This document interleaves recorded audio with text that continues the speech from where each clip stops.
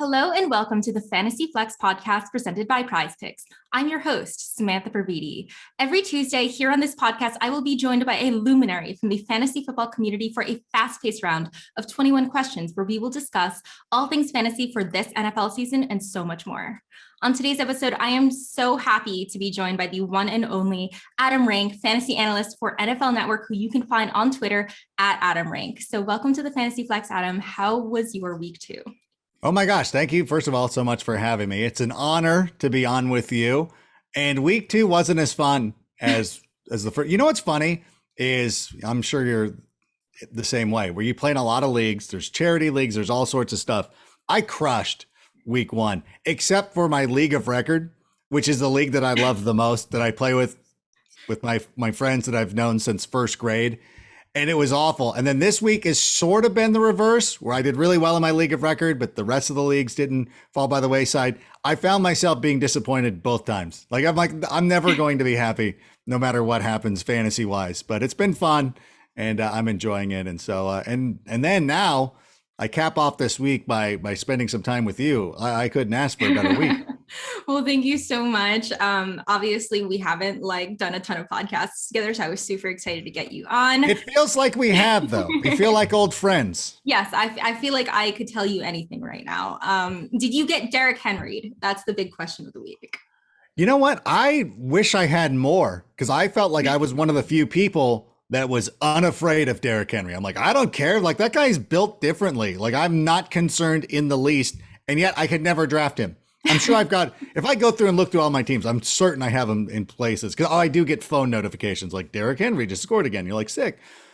It's crazy. Because last year in my league of record, by the way, we switched to half point PPR and people didn't know how to behave that way. They're like, I don't know. I can't have Derrick Henry. I'm like, that's the dumbest. Like, take him in full point PPR. It doesn't matter.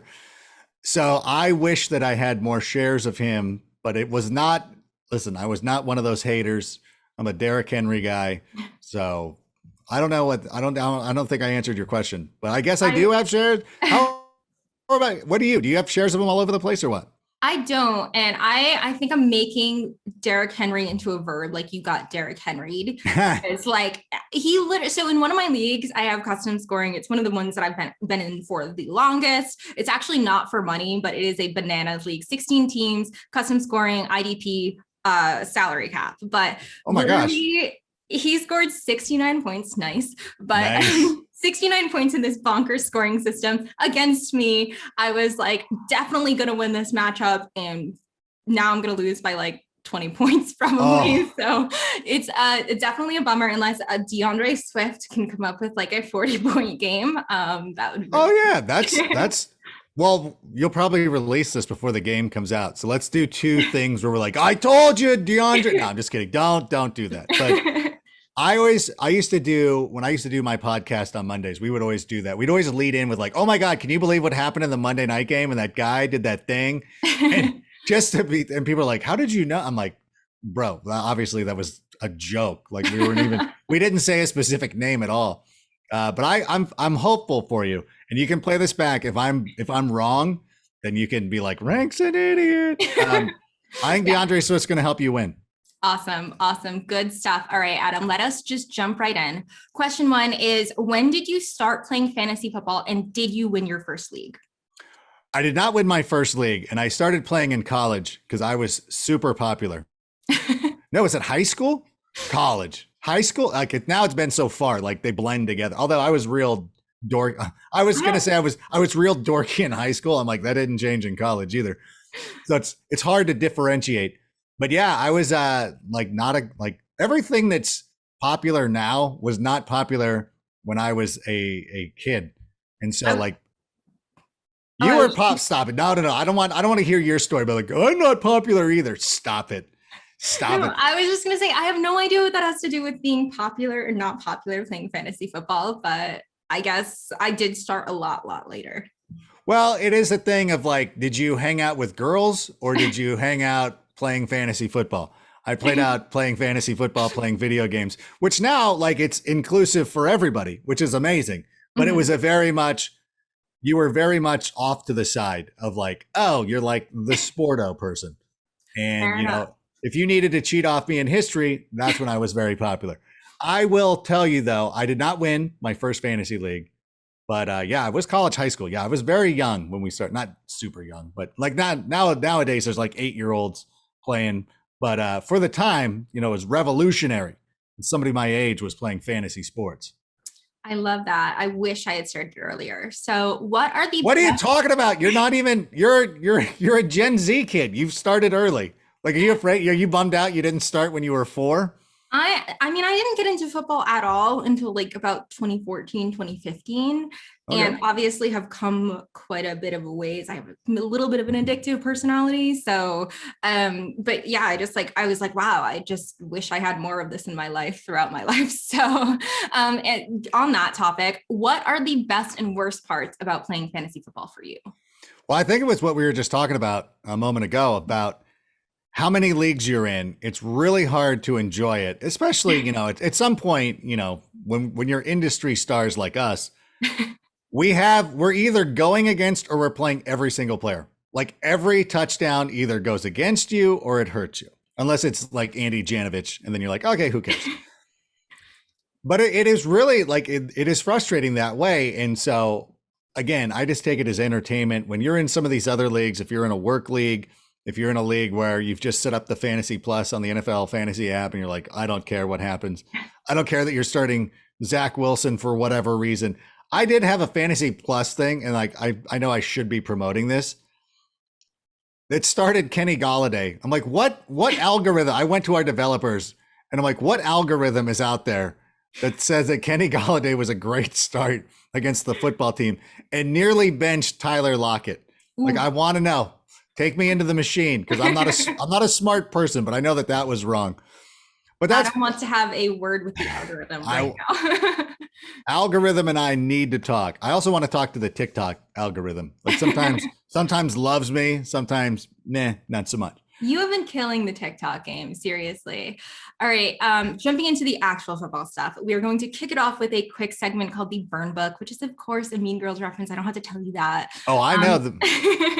As fantasy managers, it is so easy to have recency bias, especially if a player has burned us, either due to injuries or a bad week. So we're going to run through 5 players, and I'd like you to briefly tell us how confident you are in that player moving forward, or if they are in your Burn Book. So the first player is Ryan Tannehill. So this Titans team has just not looked great. They did pick up a 33-30 win against the Seahawks in overtime, but the team has allowed Tannehill to be sacked the second most in the NFL, an average of 4.4 sacks per game, tied with Cincy and only behind the Jets.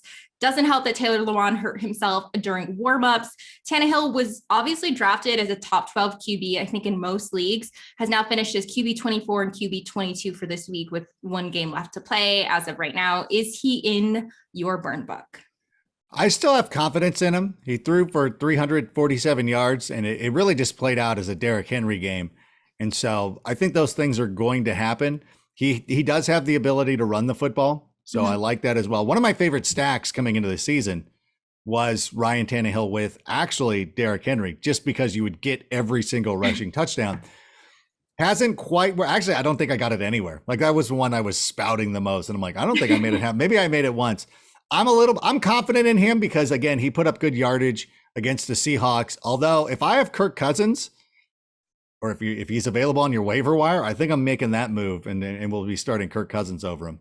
That is quite bold. He's like a semi in your Burn Book at this point. So second guy we're going to talk about, it's after a Sunday night thriller.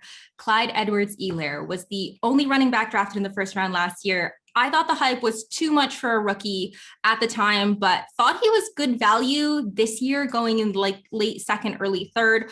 Obviously sucks for him that the loss falls on his shoulders. Like that's just obviously unfair because the Chiefs had lots of opportunities elsewhere after a costly fumble. He's now finished his RB32 to RB53 through 2 weeks and half PPR. Is CEH in your Burn Book?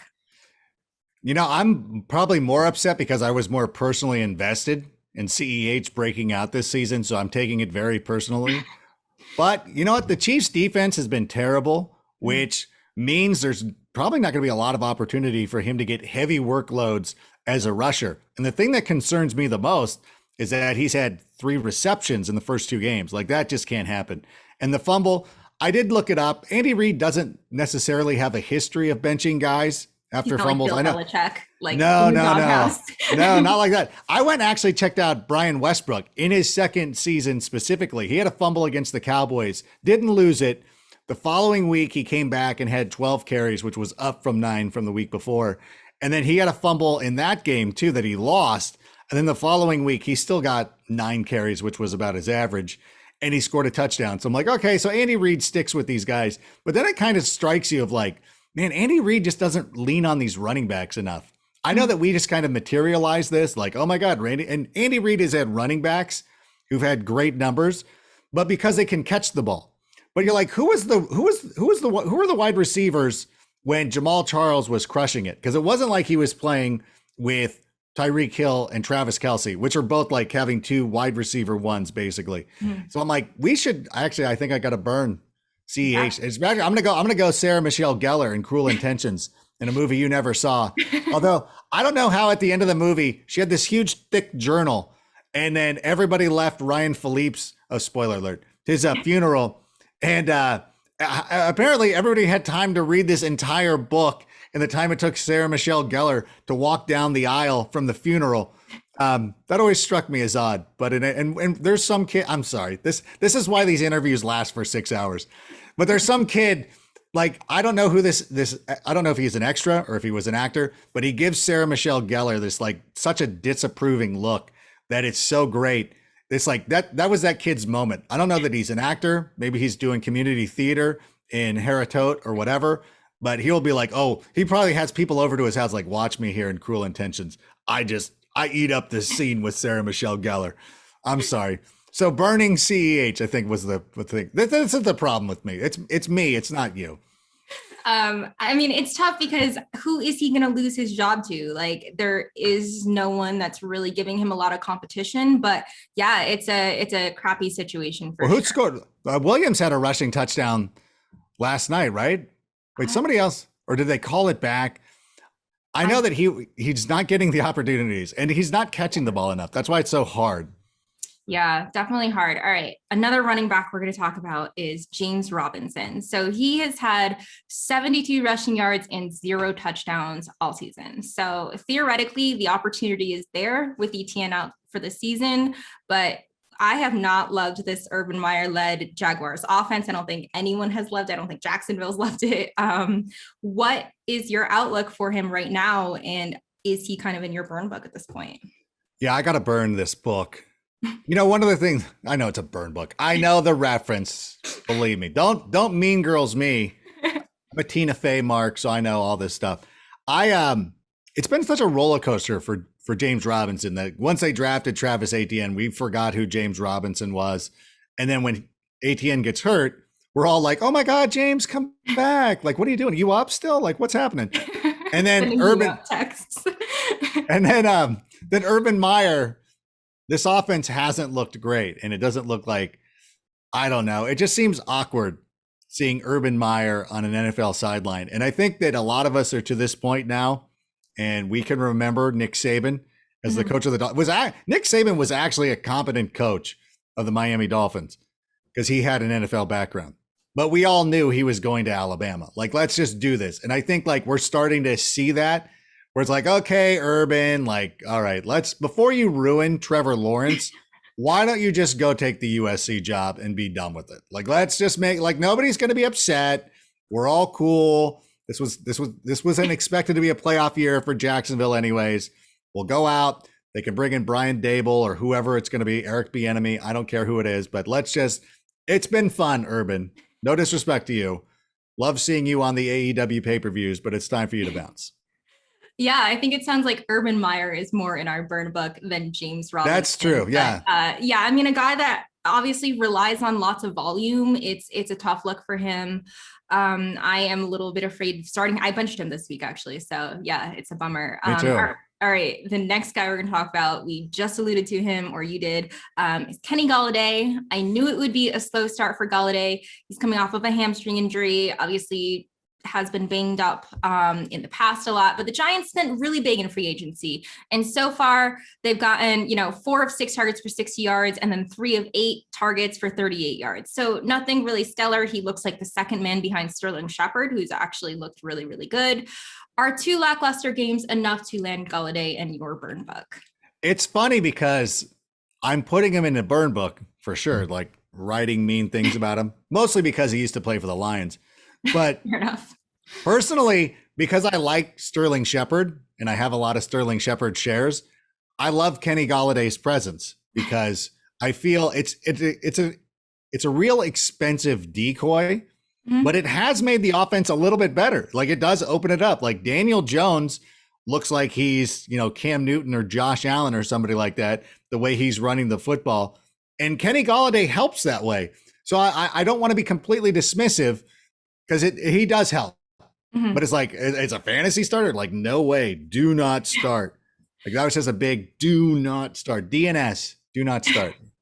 Yeah, he's a very expensive decoy, like you said. He's a bummer. I'm definitely benching him at this point. All right, the final guy in our burn book segment is Mike Gesicki. So I don't know how you stood on Gesicki going into the year, but yeah, he's scored just 5.6 fantasy points over 2 weeks. Obviously, that was all last week. He bageled in the first week.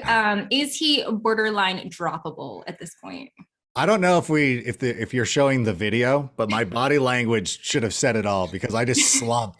I was so into Mike Gesicki. Like this is the one, like you're totally into somebody and then they just turn out to be a complete, I don't want to say he's a creep. His fantasy production sucks. That's what I'm going to say. I always feel bad because I'm like, I'm sure these are nice people. Like I always feel bad saying things about Andy Dalton because it's like I actually personally like Andy Dalton. Like I've met him before and he's a really nice person, but I just don't want him to be the quarterback of the Bears. Like I love my son. He's 3. I don't want him to be the quarterback of the Bears. And that's the thing with Gesicki is like I was so into it. Like I was so into this relationship and I feel like I'm the only one who's, putting any effort into it. And part of it is one-sided. Yeah. Very one-sided. It was Daniel Jeremiah's fault for getting me all hyper. Thankfully, before Thursday night's game in week 1, I saw that Rob Gronkowski was available in my league of record. So, and this is a move that I love to do, is I went and I picked up Gronkowski. I was going to do Giovanni Bernard, but I saw Gronk and I'm like, my running backs are pretty good. So I'm like, I'm going to do it with Gronk because I love doing this for Thursday night games. So I went up and I picked him up just to see what would happen. And then obviously I started Gesicki, got a 0. I lost. It was miserable. But then you're like, oh, Gronk's good. So then I started Gronk this week and it's been amazing ever since. I'm almost to the point where I can drop Gesicki for Gronk. Like I don't even I don't need to carry 2 tight ends. I'm not really concerned that he's going to break out. And especially if Jacoby Brissett is the quarter. Not that Jacoby Brissett's not good.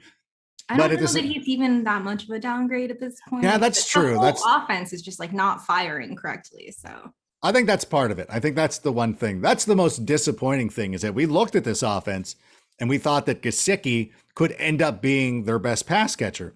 Like you see with like how Darren Waller, not as good as Darren Waller, but like a knockoff, like a Kirkland version of Darren Waller. I would definitely take that, getting funneled targets and everything like that. It has not been great. So yeah, burn personally.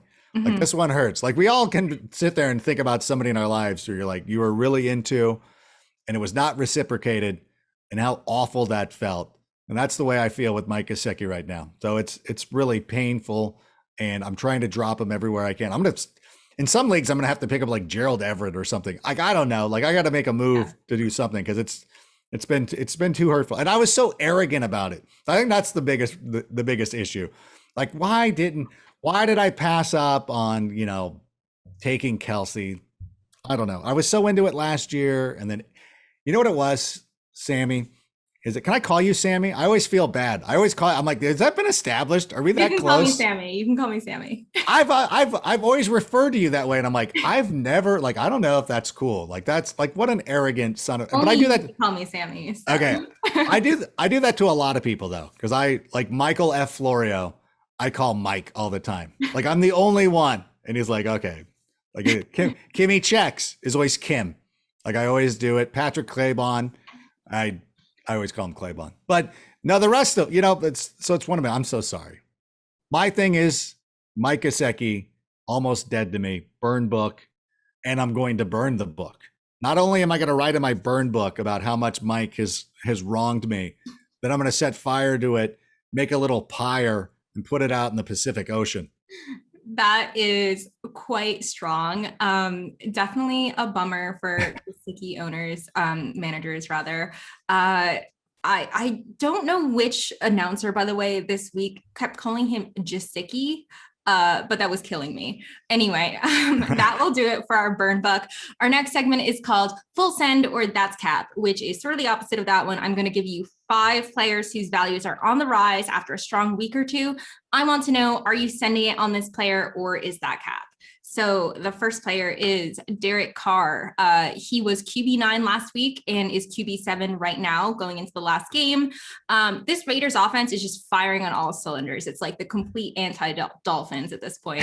Most yards per offense, yards of total offense per game right now. Is Carr as a QB1 for fantasy cap, or are you going full send on Carr? Full send.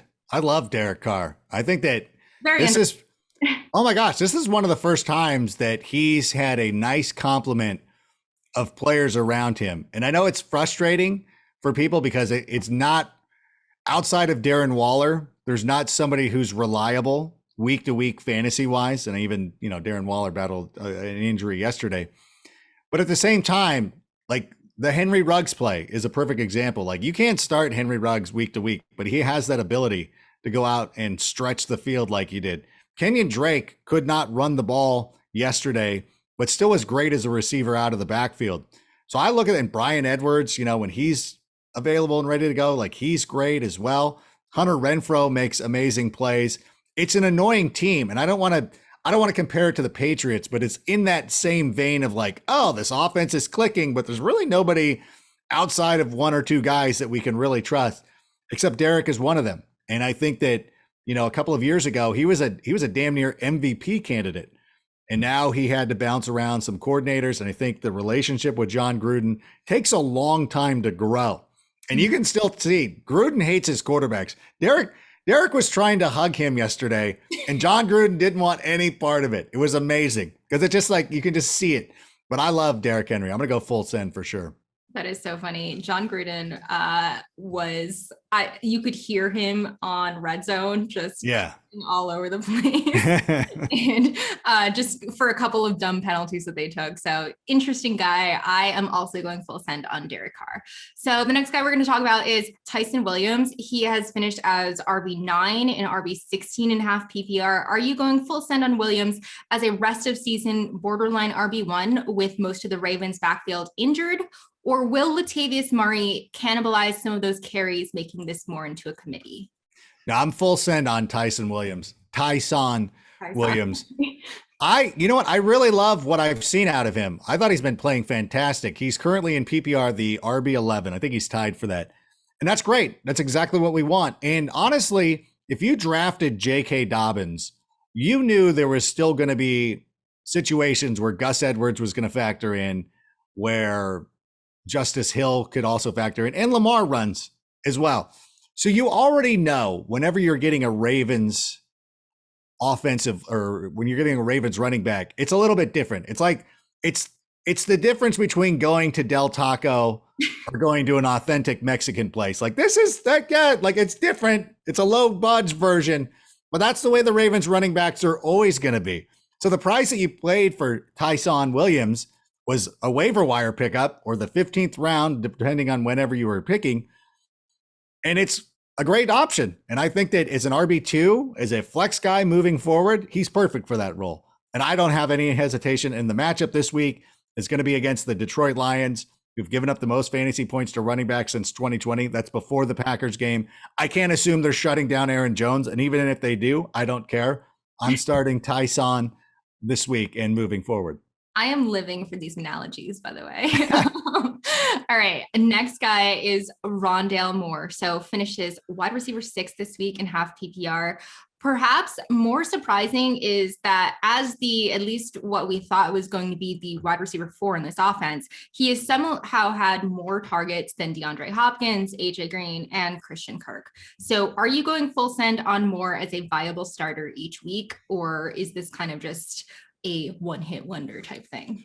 I'm going to full send this. I love this player and I love the situation. And in week 1, I knew this was going to happen.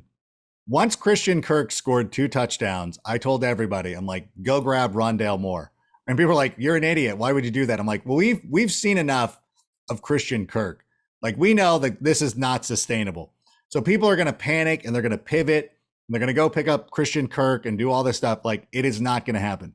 Rondale Moore is going to end up being the number 2, the complimentary guy. And they really need one. Because DeAndre Hopkins, what was it last season, was 35%. No, that's not happening again. So I don't think I have any DeAndre Hopkins shares, because one of my strategies going into this season was waiting and just taking Rondale Moore super late. Either him or Elijah Moore. But I kind of liked Rondale because of just looking at the better offense. I mean, that's what it basically comes down to. So I love it. I'm a full send with him. It's going to be difficult. I do know that a lot of people in the leagues I play with are going to be rushing to the waiver wire this week and be like, oh no, Rank's got him. Like, I'm that hipster. Like, this was probably never a thing for you, but like, people would be like, oh my God, have you heard about this new band? I'm like, The Hold Steady. I went to their show last week. Like, shut up. Like, that's how I feel like Rondale Moore. Like, I'm super hipster. I was wearing the Bauhaus shirt when the band was actually together. Actually, they weren't, but whatever. You know what I'm saying? By the way, it is so fun to walk into a coffee shop and there's somebody your age wearing a Bauhaus shirt. And I'm like, okay, I'm not shaming you. And I know that music is timeless, which is amazing. But I hope that you're listening to that band, because they're actually pretty good. I know it's probably something you saw at Hot Topic and it looked cool and you're going to throw it on. And I'm not mad at it, but you really should. Like, it's easy now. It's not like the old days. We had to go out and to the warehouse to wear. Listen to me. Tell me more, Dad. We had to go to the warehouse and find these CDs in the used rack. Now you can just download it off Spotify or whatever, provider you use, and go listen to a couple of tracks. I'm sure you'll like it. But this person, this young man was like, no, dude, I totally did that. Like, somebody had mentioned that to me. I'm like, cool. I'm glad you enjoy it. And then I sat there and I enjoyed my oat milk latte because I'm a hipster. That's what I do. I love how ahead of the curve you are. This has been great. All right. Next. I also, by the way, though, I also get a lot of things wrong. Like that. This is the live by the sword, die by the sword mentality that I espouse. Nope. I refuse to believe that. You are the fantasy football Illuminati, in my opinion. All right. Next guy we're going to talk about, I think it's going to be a popular waiver ad this week, is JD McKissic. So he is currently RB5 after a strong Thursday night showing that came mostly through the air, caught 5 of 6 targets for 83 yards, finished with 9 touches for 93 all-purpose yards and a touchdown, while Gibson saw 15 touches for 73 scrimmage yards. So is McKissic another one-hit wonder, or should managers spend a lot of their fab this week on him? Yeah, it's kind of like listening to Aha, and they played Take On. Listen, I know that's not. I should update that reference. That's what. Way to reach out to the kids. They're gonna be Aha. Like, what is that? Take On Me has probably been covered by 13 different bands by this point. It's Carly Rae Jepsen. Call Me Maybe. I don't know. Here's my thing. I like JD McKissic, and I like him a lot. Last season, week 16, when Antonio Gibson went down, he was somebody who carried us through the fantasy football playoffs. When they throw up that graphic, like the leading running backs in week 16 were Alvin Kamara, obviously, because of the Christmas Day performance. And then it was like Jeff Wilson Jr., Savon Ahmed, JD McKissic, Samaje P. Ryan, Giovanni. But it was like that group. Obviously. Yeah, So, but this again, like I was saying before with Rob Gronkowski this week, because if you're streaming a defense and you don't need to carry them, go and pick up these possible pop players. And last week it was JD McKissic. Like, who knows? Like, he could go off. And then all of a sudden I dropped the defense. It was tough because I ended up having to drop James Conner because of this. I'm like, ooh, what am I going to do? But I have JD McKissic now because I picked him up on Thursday morning. No, everybody's going to go to the waiver wire and they'll be like, how does Rank do this? And so like even this week, and this is unsightly and it's not a cool thing to do. But if Terrace Marshall Jr. is available in your league, you should pick him up. He probably will be. He didn't have a lot of targets. You could pick up Chuba Howard.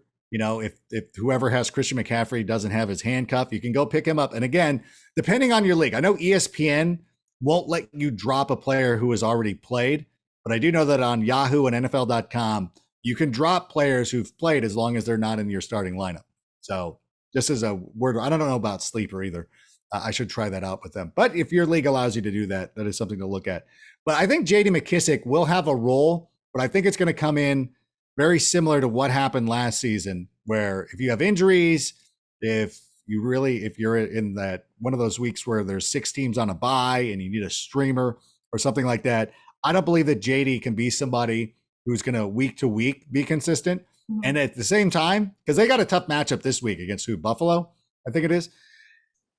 It's also a thing too, like everybody's freaking out way too hard about Antonio Gibson to the point of like, I would go try to get him off people. I know people are upset with him, and especially when it's a Thursday night game and it stands out.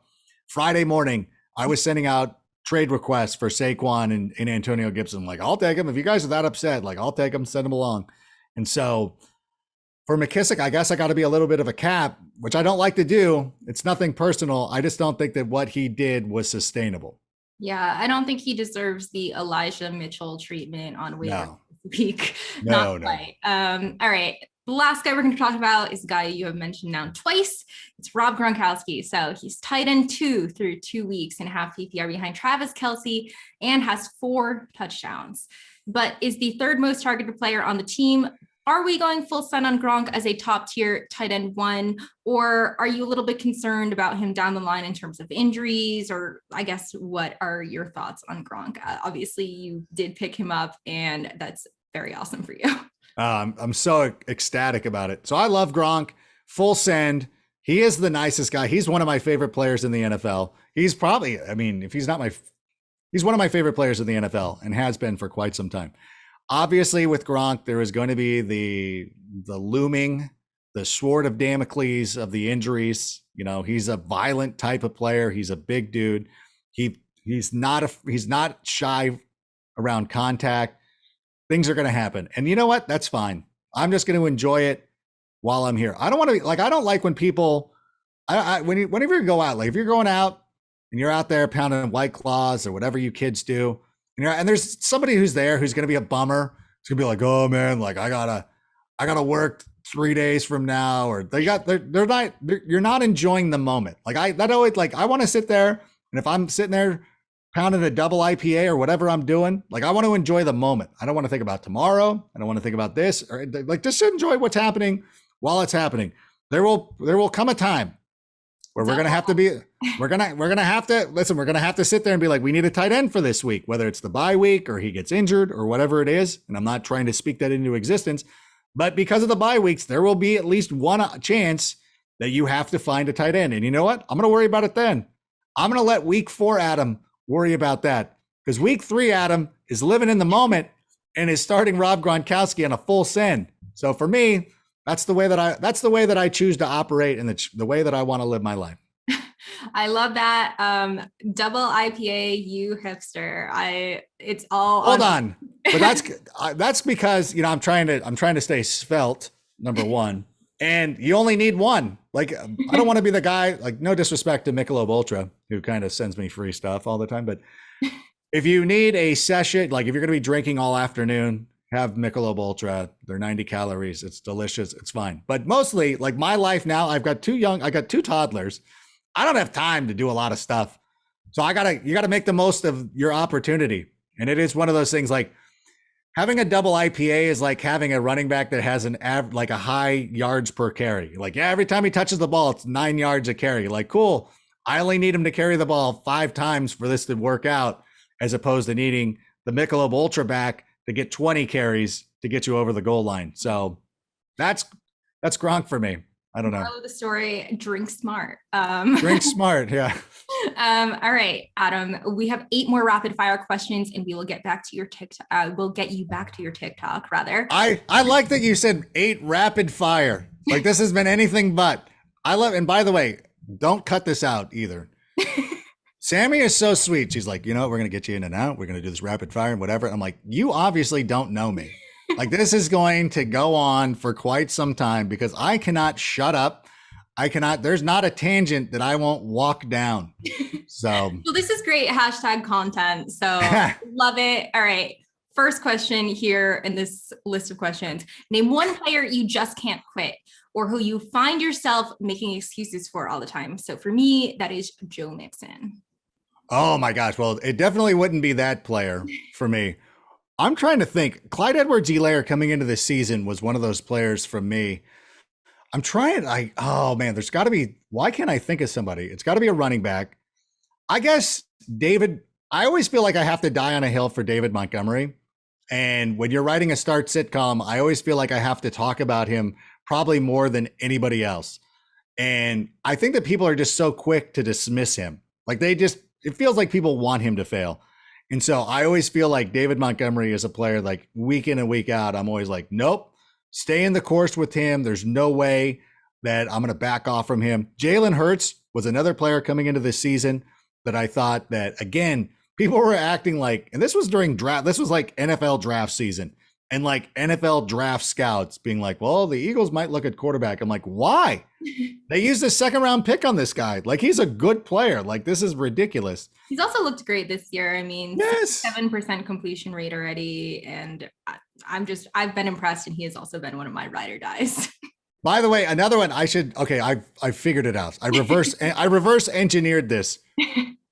Raheem Mostert was one of my guys I would never quit on. And you know what? And it stinks. And it sucks because people took such great pleasure in him getting hurt in week 1. Like, see, told you this. I'm like, you know what? Like, he's playing a very violent game. You cannot victory lap injuries. Like, that is just absolute cap. That's what I said. Like, you're a terrible, like, no cap. You're a terrible person if you're enjoying that Raheem Mostert went out. And I will start blocking people. Like, I don't like to block people. I'd rather mute them. But I will block you if you victory lap that Raheem Mostert was hurt. Yeah. And I saw that his wife was saying on Twitter that they have gotten like death threats and stuff from people playing fantasy. Guys, just remember to keep perspective. All right. Predict when the Bears will win their next Super Bowl. I'm going to say in 2024. I really do believe that Justin Fields makes a huge difference. And to me, it's not a coincidence that when Justin Fields, it looked like they're going to have to go to him. That defense started playing phenomenally. Eddie Jackson, did the peanut punch. Roquan Smith had the pick 6. The defense was active. They picked off Joe Burrow on three consecutive passes. And so to me, that was, I think that stuff just washes over a team, that a defense just feels like we're in it now. Like, you just get a little bit more juice when the guy that should be playing is out there playing. Like when Andy Dalton was working on his knee, the only guy out there talking to him was the punter. Pat O'Donnell was being the good guy, like, hey, dude, are you cool? Like, the rest of the team's like, please don't go back into this game. Not in a bad way. Like, we like Andy Dalton and he's been a great teammate and he's been great with Justin. I just think that, you know what, it just takes a little bit of time for these young quarterbacks to kind of develop. I know that people will look at the interception that he threw yesterday that kind of got the Bengals back into the contest. D'Angelo Hall put it perfectly on our post-game show, where he was like, you know what, that would have fooled 90% of NFL quarterbacks. Like, that's the kind of thing that Justin just needs experience dealing with. NFL players doing stuff like that. Because he had Cole Kmet, I think it was Cole Kmet, wide open. Like, if that guy had not dropped into coverage, that's a first down. He learns from that. Next time he could probably just drop it in a bucket instead of trying to thread the needle. So it'll take a couple of years, but I think the Bears are going to get there. Love it. I had another Bears fan on this podcast, Jeremy Lee, and I think you know him as well. Yeah. He was like, "Oh, next year, it's happening next year." Next year, all right. I'm trying to be somewhat realistic. Fair enough. Even 2024 doesn't seem realistic, but I'm trying to be that way. But that I think that would also be a possible Vegas Super Bowl or New Orleans. Actually, New Orleans is coming up in the mix too. So it's Los Angeles this year. It's Los Angeles, then Arizona. And then I think there's an open year and then New Orleans. So hopefully by like New Orleans, it would be, back when the Bears won their only Super Bowl was in New Orleans. It would make perfect sense. So love it. There's great symmetry there. There you go. Give us one Bears player who you think is underrated for fantasy. Oh, I was about to just launch into Roquan Smith. But underrated for fantasy, I will say that if Cole Kmet can continue to develop, although you know what, Jimmy Graham is a nice player. Like I'm really astounded by how good he can be still. He's bounced around so many teams, and you just kind of like you throw him away. Mostly in not being able to click with Aaron Rodgers made everybody think that it was his fault. When you're like outside of Bob Tunyon, like nobody's played well with Aaron Rodgers at the tight end position. But there are times where you see him and he's such a great, like he's such a huge advantage in the red zone. I'm like, why is he not a little bit better? Like, why are we not getting more touchdowns? So I really hope that now it feels like, Justin Fields has to be the starter. If he's starting this week, there's no use in ever going back to Andy Dalton. I think that Jimmy Graham could end up being like somebody who's like, okay, like he's going to be real touchdown dependent, but I think that he's somebody who could be a problem. Awesome. All right. So was Joe Flacco ever elite? Yes or no? I would say so. You know what? Joe Flacco was very good in the playoffs and for a stretch. And honestly, they were one of the biggest rivals to the Patriots in the AFC for a number of years. They were the ones that were always good. I know the Jets had their moments too, but Joe Flacco was very good in the playoffs. He won a Super Bowl. It was a limited career, like a limited window of when he was elite. It's like a band that comes out and just has like one, like they're good. They have a great album. And then they just their follow-up albums are kind of terrible. I think Guns N' Roses kind of falls into that category. Like people don't want to, although. I would not know, but. You would not know. I know. I trust you. They still tour. Like I'm trying to think of, I don't know. My music is, I'm a boomer guy. I like the Beastie Boys and Blink 182. And so it's like, I'm surprised. I actually have to ask these kids. We had an intern. I'm like, hey, do you know Blink 182? And it's a blank expression. I'm like, bro, I go to their concerts or used to. There's people your age at those shows. And I always feel bad sometimes where I'm out there. I'm like, oh God, like, should I be at this show? Like everybody's so young. I'm like, wait a minute. I'm the same age as the band. Like I'm the reason you're able to come see Blink 182 is because I went to these shows at the Palladium when they were opening up for Real Big Fish. I'm the reason that me personally, the only one, not Mark Hoppus, not Tom DeLonge or Scott Rayner or Travis Barker, his replacement, the original drummer. In any event, that's what Joe Flacco was like. He's like a band that had one great album and it's still being played to this day. Where you're like, hey, I don't know, the Sex Pistols were like that. Again, bands you've never heard of. I'm trying to think of bands. I'm terrible. Like music for me is always terrible. And then I always end up going back in time to being like, oh my God, George Harrison, like who was with the Beatles. You have to know who the Beatles are. You don't have to know their catalog. George Harrison. Okay. But like that is one of the coolest things about music is it's like, you can go find somebody. You're like, oh, wow. Like, I didn't know that George Harrison was this dope. Like, okay, like this is pretty cool. And it might as well be something that was released a couple of days ago. It reminds me too, although he was great through the entirety of his career, but David Bowie, when he passed away, I remember like, I know you were asking about Joe Flacco and somehow I've turned this into a David Bowie chat, but I will say this, and I say this a lot of time, anytime a musical artist like this passes away, be like, the band that you like right now got into music because of David Bowie. So go listen to him. And then people were like, oh my God, who is this? I've never heard of this person. No, he's awesome.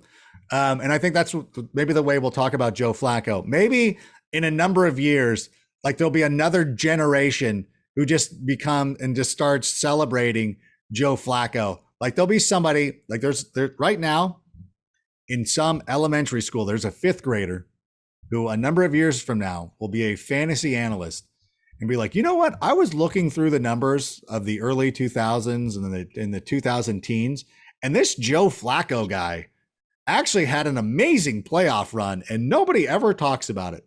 That'll be that. And then people who work coffee shops will be wearing Joe Flacco t-shirts. And some boomer will walk in and be like, Joe Flacco. Yeah, those perfect. So yes, for a limited time, he was elite. Fair enough. All right. Will any Bears player finish in the top 5 at their respective positions for fantasy? I honestly believe David Montgomery will be that person, especially with Justin Fields at quarterback. I think that's going to open up a whole new dimension of the playbook. Last week, or in week 2, it was a couple of days ago, with Andy Dalton was running a bit more and he hurt himself. So maybe he shouldn't have been. But you still, even when Andy Dalton's running well, it's not like teams are like, we don't care. Like Andy Dalton can run all day. We're still stopping David Montgomery. That's not going to be an option when Justin Fields is the quarterback. And that's going to open up that playbook immediately. And I think that Matt Nagy is going to be smart enough to realize this, like, okay, and then it's going to open up holes for David Montgomery, and he's going to go out there and he's going to have a great season. The true test will be this week against the Cleveland Browns, who've been very tough against opposing running backs so far this season. I am going to go with David Montgomery this week. I'm not going to bench him or anything. I know I'll get a lot of questions about it. Start him, and I think you'll be able to start him for the rest of the season. I'm super excited about this Bears offense with Justin Fields, obviously, even as a non-Bears fan. I think that they're one of those teams that maybe kind of similar like Washington that you could get a discount on because people just assumed that their offenses were just like not great for so long, like a Mitch Trubisky led Bears team. No one's really sexy on that team, but it's been really awesome. And I got David Montgomery at quite a discount this year. Nice. Who should be managers' top waiver ad this week? Well, I think Rondale Moore should be your number one person. I think if you're really hurting for quarterback, if you have Tannehill, who we talked about earlier, I really do like going out and seeing if Kirk Cousins is available. He might not be because I've picked him up. I've actually started him in a couple of leagues. Last year, Kirk Cousins had 8 games with at least 3 touchdown passes. But I think people get scared off because the low games are really low. But it's like, yeah, that's what happens. That's what happens with these quarterbacks like that outside of the elite guys. And it's funny because everybody says wait on a quarterback. But there's only like 3 guys that are going to be great every week. And there's a lot of down games for guys that even we think are good. And honestly, if I have, it's something like, I don't know if this is we're talking about, but like Justin Herbert sort of scares me. Like if you drafted Justin Herbert, I'm now looking at this situation and being like, I'm going to grab Kirk Cousins. I'm going to grab Daniel Jones. By the way, like if you need a quarterback, I don't know if whoever who you might have lost, Daniel Jones actually might be a top pickup at quarterback because you gotta he has to start this week. It's going up against the Falcons. I know. And again, an awesome matchup. He is headlining my waiver wire column. Like I don't think that that's too hot of a take to say that either. And if he's going to run like this. And we know that he's had the ability. He had that famous flub against the Philadelphia Eagles. Daniel Jones might be worth starting like almost every week. Not every week, but still. I love that take. We're going to clip this and put it on Twitter. Oh, my God. I'm just kidding. All right. Please, it's fine. Give me one player who you think is primed for a big fantasy season next year.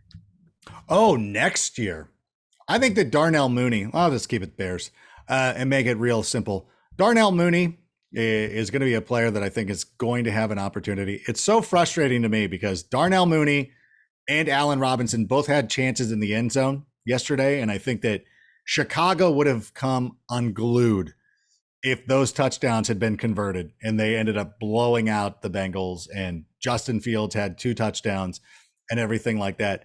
We also will be starting to talk about Justin Fields as the quarterback, like outside of that Cinco, like that top 5 of quarterbacks, like where does Justin Fields goes? Like who's going to be firing in on him, especially given how he's going to be able to play. So I think that he's going to be good. I think that Zach Wilson at some point is going to end up being a really good player as well. I know that it was difficult yesterday, but well, you know what? Playing Bill Belichick, who shuts down rookie quarterbacks. remember last year the Patriots beat the Chargers 45-0. About that game, right? Way too much exposure to the Chargers in one league, and I missed the playoffs because of that. Oh, I knew I should have, but like I didn't have other options. Like I had already lost Dak in that league, and Justin Herbert was my only other quarterback. And yeah, why would you could even think, and I remember even writing about this last year, going into that game where you were like, hey, like Belichick's always good against rookies,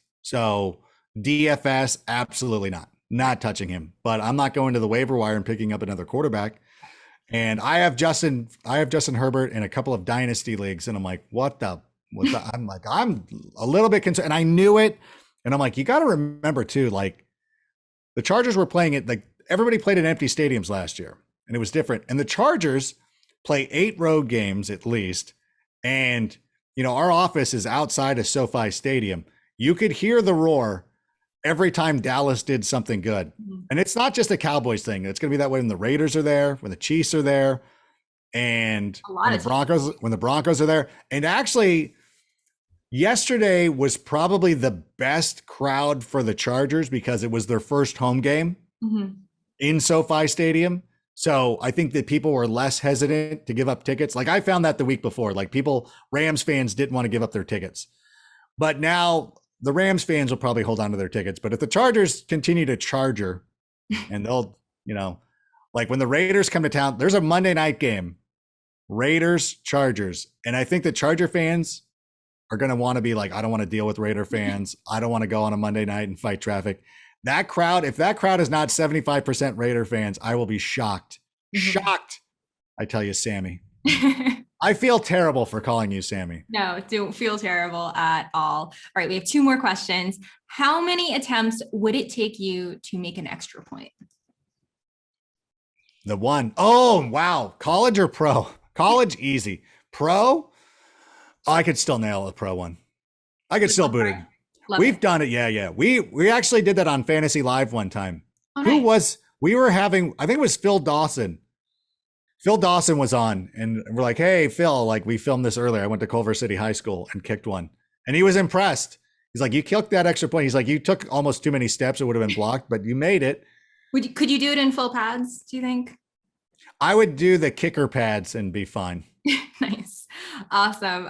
It's funny because I feel like there are some people who have actually attempted it that I've asked, and it's you and Benjamin Albright who is on, and like you both were like, oh, one try. And then everyone else has been like, it would take me infinity. Like it would take me the whole day. No, yeah. It's not as hard. It's not as difficult as you would think it is. Fair enough. All right. Finally, if you had one cardinal rule you could tell someone just getting into fantasy this year, what would it be? Trust Patriots running backs. Here, I'll tell you why. Because like that is one of the things that people always say. They never, I never take a Patriots running back. I'm like, well, then you're losing out because they're yesterday. It was great. And there's not a lot of teams that run the ball more than the Patriots, and nobody runs the ball more than them when they get inside the 5-yard line. To me, it is one of those things like people, not to pick on the Gen Z kids, but everybody wants the easiest thing all the time. And I'm like, you know what? Sometimes it takes a little work, and there's going to be games where you're not going to probably play Damian Harris or anything like that. Or, it's a little risky. It's super easy. You know what? You want to sit there, you want to drive, you want to go to Dunkin' Donuts, like that's fine. Go do it. You know what you're going to get. I'm going to try this coffee shop in the bad side of town because I heard that their coffees are amazing, and that's what I'm going to do. There's actually a donut shop over here where I'm going to go get a coffee later. But like that's me though. Like I'm not afraid. Like I'm not scared. I guess that's probably the bigger overarching thing is don't play fantasy scared. Don't be afraid to make mistakes. Don't try to be perfect. I know people who are very by the book, and their teams are good and they're in the playoffs they make the playoffs every year, and they somehow never win championships because they never take risks on players. And there's going to be years like last year, I ended up going to a ton of title games. I actually lost every title game I was in last year. It was crazy. Like it seems statistically impossible. I mean, obviously it's not, but I did it. But like if you look at my teams at the end of the year, there's a lot of number one seeds and there's a lot of teams that don't make the playoffs because I don't play fantasy football scared. And I will just go out there and I'm not risk averse. I'm risk seeking. I want the ceiling. Give me the players that are going to win us a championship. Like you can sit there and pick a team and go 8-6 every year and make the playoffs, and maybe you'll get lucky here and there, but that's just not the way that I choose to do my business. So I say, take the risk, have fun with it. And like it's $100. How much are you paying to buy in anyways? Like over the course of a season, it's like $10, whatever. Play risky, play smart, and have fun with it. As a wise man once said, no risk it, no biscuit. All right. Yeah. That will do it for our round of 21 questions with our esteemed guest, Adam Rank. Adam, I cannot tell you how much I am thankful for you joining us during this insanely busy time. Please tell everyone where they can find you this NFL season, as if everyone doesn't already know. Well, if you're in an airport bar, I'm huge there. So they always have Fantasy Live on or NFL Total Access after the show. So that's always a lot of fun. But yeah, you know what? You can find me on the NFL Network pretty much every day. And if not, you can find me on social media, on Instagram at Adam Rank NFL, on TikTok at Adam Rank, obviously on Twitter, but Twitter's so vile sometimes. Like, I don't know. Whenever I see a negative comment on TikTok, I'm like, fool, take that to Twitter.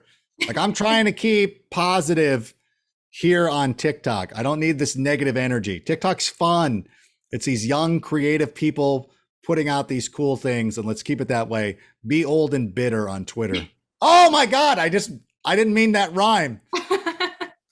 Love it. You are dropping rhymes here, giving me awesome analogies, giving us music advice and everything. Thank you so much.